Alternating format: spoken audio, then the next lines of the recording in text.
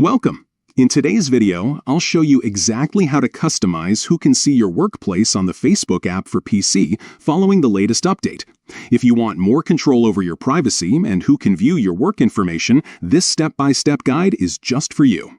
Let's get started. First, open the Facebook app on your PC. Once it's loaded, look to the top right corner of your screen and click on your profile photo. This will take you straight to your personal profile page.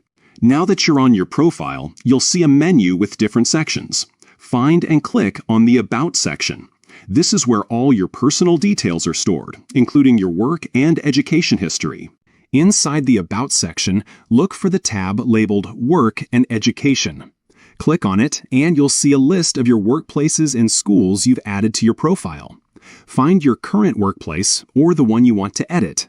Next to your workplace, you'll notice a small audience icon. This icon shows who can currently see this information, whether it's public, friends, or only you. Click on this audience icon to open the privacy settings for your workplace. Here's where you can get really specific. From the list of options, select Custom. This feature allows you to choose exactly who can see your workplace information. You can type in the names of specific friends, groups, or lists who should have access. You can also choose to hide it from certain people if you want even more privacy. After you've filled in the fields with your custom choices, double-check everything to make sure it looks right. When you're satisfied, click the Save button to apply your new settings.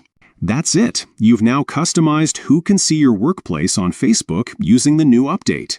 Taking a few minutes to adjust these settings can help you control your privacy and keep your information visible only to the people you trust. If you found this guide helpful, don't forget to like and subscribe for more tips on managing your social media privacy. Thanks for watching, and see you in the next video.